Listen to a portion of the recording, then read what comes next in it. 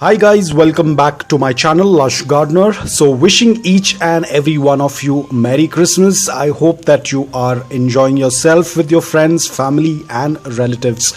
So guys, I have been getting a lot of questions because I have been growing succulents for a very long time, and if you might have seen most of my collections, they don't look quite full. Because a lot of people also watch other YouTubers, and they might have seen that most of the YouTubers have succulents that are completely filled in the pot, and some of them are trailing down. Now this is a personal choice. I do not prefer to keep succulents like that. It's a personal choice, I believe.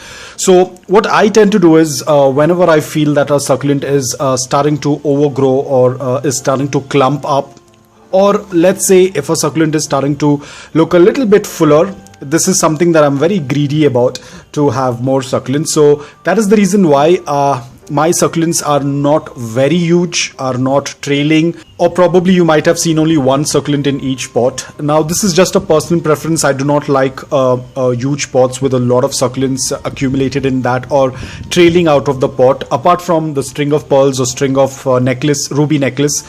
Those I am okay with trailing them out, because that's how they tend to grow. They trail out of the pot. But I usually do not prefer succulents like graptopetalums or graptovarias or echeverias. I do not like them to be very congested in a pot, so I usually tend to multiply them. For example, this is my graptopetalum Purple Delight. It's looking very full.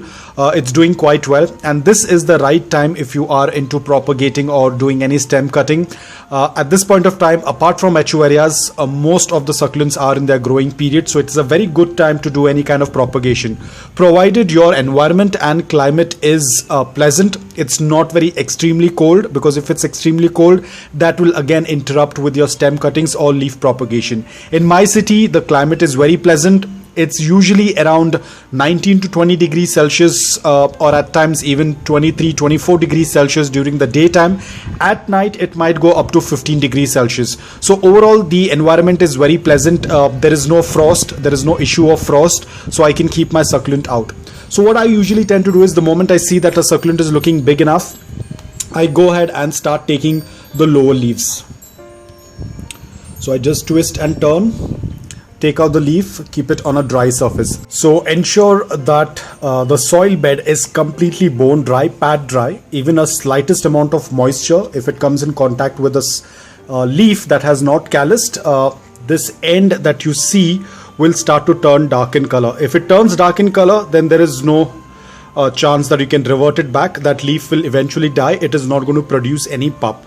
Now if you are confused about it, the best thing what you can do is just take your leaf propagation, keep it on a dry surface wherein it won't come in contact with any moisture or any water. Keep it on a dry surface like this for around 2 to 3 days. That is only if you are scared that there could be moisture in the soil. This is the safest option. Keep it on a dry surface. It will callus in 2 or 3 days depending upon your environment. And if you want, you can still leave it over here. Trust me guys, it will put out roots, it will put out pup. You do not need to be worried, because everything depends on the leaf.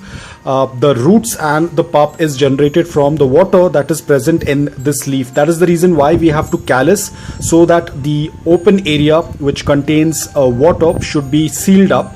That's the callus process. Now I am quite confident that my soil mix is completely dry, so I can place it on the soil mix. Now another thing, you might come across certain leaves that are going to look like this. Now you can see this leaf was damaged by the pigeon, and it has already started to turn mushy. You can see this. So this leaf is most probably not going to propagate, but I'll still keep it aside. It might not propagate, and the leaves that do not look quite good will not get propagated. But it's always a good idea to just leave them as it is. But it's absolutely okay. You can just leave them. If they happen, they happen. If they don't, it's absolutely okay. So in this way, I will twist and turn as many as possible the lower leaves.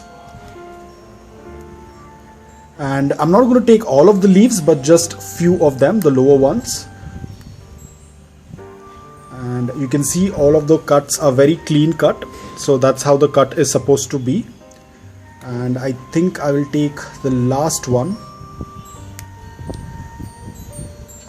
probably one more, so that I can complete the circle. And that's all about it.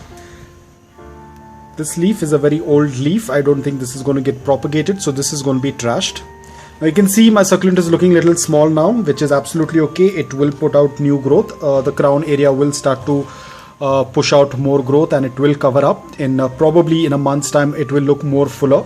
And over here, I already have the next generation of my Graptopetalum Purple Delight. A few weeks back I had done. I'm not very sure about the date because I don't remember when exactly. Probably around in early December. I think I started the propagation early December. This is also Graptopetalum Purple Delight, and you can see how well they are doing. So it's going to be the same thing with this one as well. This is going to take some more time, but you can see I'm giving them a good amount of indirect bright light, so all of the leaves are very compact. I have been giving them balanced watering. You can see the center is darker in color, which means that the soil mix is still wet, and I'll have to wait for some more days. So this is the reason why most of my succulents are not very huge. Again, that's a personal choice. I do not prefer to have very huge succulents. I prefer when succulents are small, compact, and brightly colored. That is what I prefer to have my succulents like that. So guys, that's all about it. I hope that you liked this video. If you did, please hit the like button. If you're new to my channel, please consider subscribing to it. Until then, take care, stay safe, and keep propagating.